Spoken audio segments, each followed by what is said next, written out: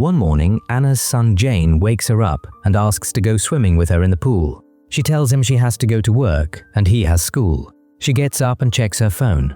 Right then, she hears very loud thunder and walks over to the window to look outside. It is raining and water is starting to fill the street, but she feels it is still fine to go ahead with her normal plans. Anna starts making breakfast while handling Jane's naughty antics. Her mum calls to check on the situation. Anna says she's okay. While she is cooking, she hears odd sounds. Turning around, she's stunned. Water floods her kitchen floor. She rushes to the window and realizes the entire city is filling with water. Right then, building management announces that floodwater has reached the second floor in 7 buildings. Everyone in those buildings is told to move to higher floors, but the elevators are not working. Jane keeps talking loudly and asking to play, which makes Anna lose her patience. She puts him on the table and scolds him for not listening. Then she starts packing quickly. Just then, a security guard from her company calls and says he is coming to rescue her. He tells her not to waste time packing and to take Jane upstairs immediately. Suddenly, the call cuts off and the power goes out. Anna quickly grabs a small bag and puts Jane's medicine inside. She then looks for Jane and finds him upset and hiding in a closet. She apologizes for shouting at him and gets him to come out by promising to carry him on her back. As they leave the apartment, they see neighbors evacuating their homes as well. Anna quickly walks past them, trying to get to the stairs, but the crowd is blocking the stairs and no one is moving. Desperate, she turns back, sees that nearby buildings are also flooded, then reaches the emergency stairs and starts climbing. On the way up, Jane notices people swimming in the floodwater and asks to swim too, so Anna sings to keep him distracted. After climbing a few floors, Anna is heartbroken to see the stairs blocked by stuff. She sets Jane down and climbs over it, but slips and nearly falls before managing to hold on. Spotting dead bodies in the floodwater below, she decides to head back down. On another floor, people are asking homeowners for permission to use bathrooms. Among people, Anna hears her name and spots the security guard searching for her. As she is about to run to him, she notices Jane has followed the crowd into an apartment. She rushes inside to find him, but freezes when she sees a huge wave about to hit the window. This triggers a traumatic memory of being trapped underwater in a car with her husband, Guan. The wave smashes through the window, knocking people over and flooding the room with water. Anna loses her bag, but finds her son unconscious, grabs him, and rushes toward the door. The door won't open, no matter how hard she tries, and she loses consciousness as well. Just then, a security guard named Hee-jo opens the door, wakes Anna, and helps her out of the apartment. They swim upward and climb over the balcony railing to reach the corridor. There, Hee-jo performs CPR and brings Jane back, and the boy cries as he holding to his mother. Hee-jo then records them and sends a report to the company, stating that their main researcher is safe. After that, the 3 of them keep moving upstairs. As they're moving, Hee-jo tells them a company helicopter is coming to rescue them. He explains that an asteroid hit Antarctica 3 hours ago, melting the ice and pushing massive floodwaters north. The government knew, but stayed silent because nothing could be done, meaning the world is going end today. Anna is shocked. Hee-jo then reveals her company is not just an AI lab. Her real job was to help create a new human race. Only 2 people worked on the emotion system, Anna and her boss, who died in the flood along with her child. Anna says the emotion system was still being tested, but Hee-jo says it does not matter. Other teams have finished. The new human bodies already exist, can think, and can reproduce, but they lack emotions. Their talk is cut short when Jane says he needs to use the bathroom, so they rush into a nearby apartment. Anna uses the moment to borrow Hee-jo's phone to call her mom and say, "I love you." Suddenly, they hear a disturbance in the gas pipes, and a valve in the kitchen explodes. Gas fills the apartment, forcing them to run out. Other apartments start exploding, and fire spreads along both sides of the corridor. So Hee-jo climbs onto the balcony railing to reach the next floor. Anna tries to pass Jane to him, but Jane holds onto her and struggles, making her fall into the water. Underwater, memories of the car accident flash back, but Anna manages to reach the surface and grab a sign. She then swims back toward the building and hears a child named Jisoo crying for help from inside an elevator. Anna tries to open the elevator doors with her hands, but fails, so she runs to find something she can use. Just then, she sees looters coming out of an apartment, which scares her and makes her run back. She tries to open it again, but the water is now almost covering it, and Jisoo no longer responds. Right then, a powerful wave slams into the building and pulls Anna underwater once more.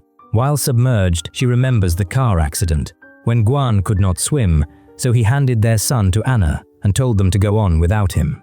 Back in the present, Anna surfaces on the stairs and rushes to reunite with Jane and Hee-jo. Jane starts to feel sick and needs his medicine, but Anna has lost it. She picks him up and runs toward the apartments, hoping to find the medicine.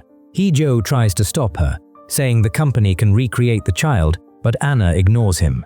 She enters a random apartment, grabs items from the kitchen, and puts them into Jane's mouth. This leads to a flashback where Anna tells boss Hyun-mo she wants to give up Jane.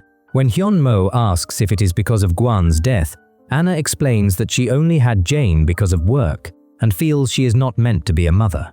Hyun-mo says no one is truly ready to be a parent and confirms the emotion engine is finished. She adds that in a few months, the company will take their children and wonders if creating them was a mistake. Back in the present, Jane starts to feel better. When they look outside, they are surprised to see the sun shining and the storm seeming to be over. Hee-jo tells Anna that she will be taken to a shelter, but Jane will not go with her. He explains that he did not come because of the new human race, but to see what Anna would choose to do with Jane. He also says his own mother abandoned him when he was young.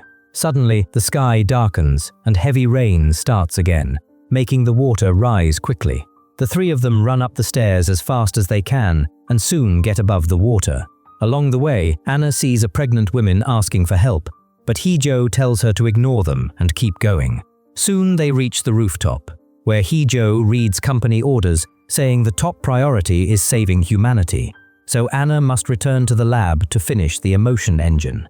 The security team arrives, calls Jane Newman 77, and takes him away while restraining Anna. As Jane is handcuffed, Anna desperately asks Hee-jo for help, and he reveals that Hyun-mo is actually alive and fled with her child because she chose death over abandoning her daughter. The guards sedate Jane and begin shaving his head, causing Anna to panic and beg them to let her keep him until they reach a shelter.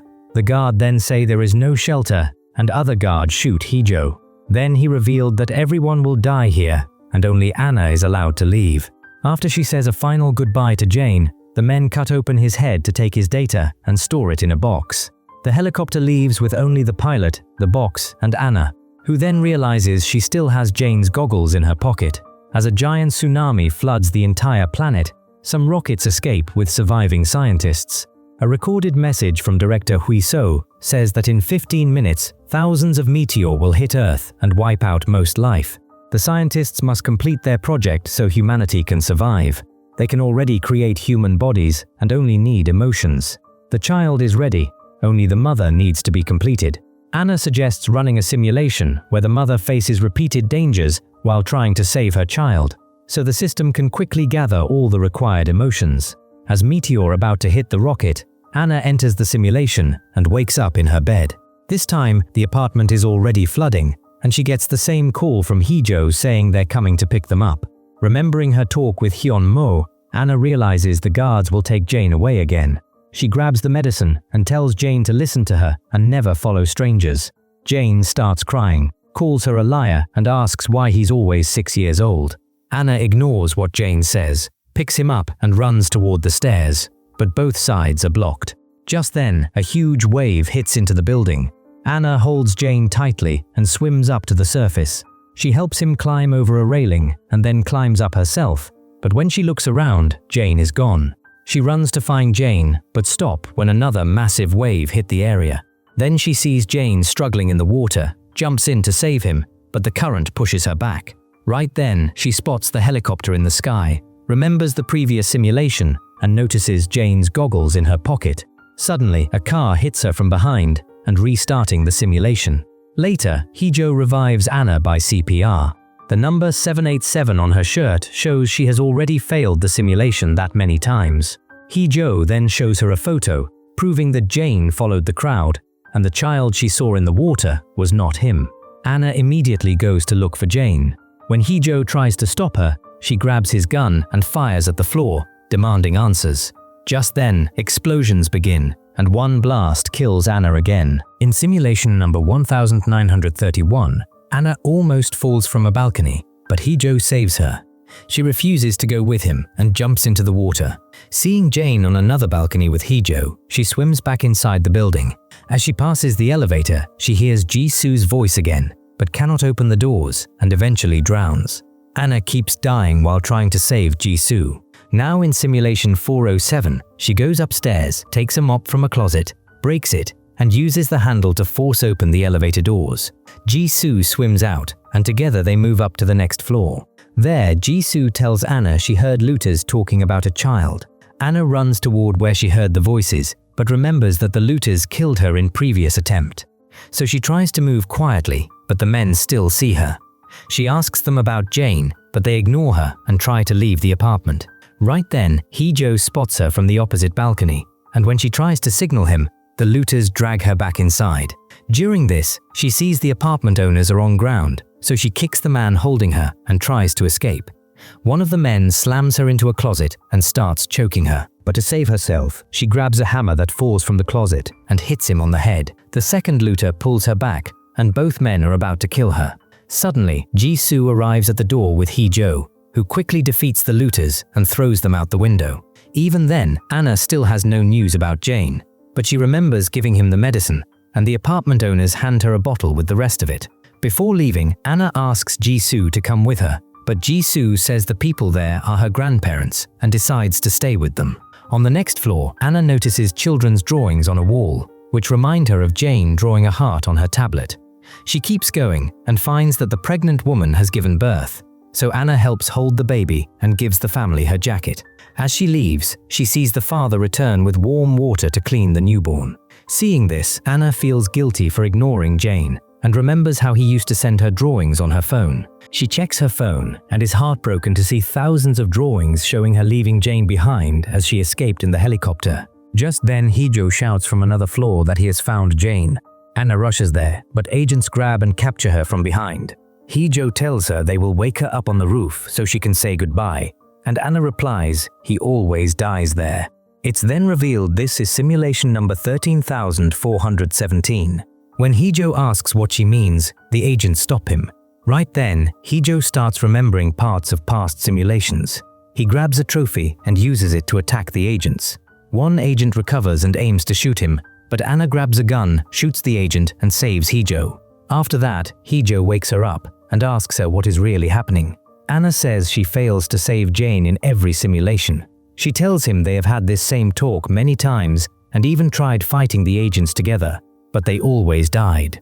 So Hijo suggests a new plan, and they climb out a window to reach another floor. While running through the corridors, Hijo fights an agent hand to hand and chooses to stay behind to distract them so Anna can keep searching for Jane.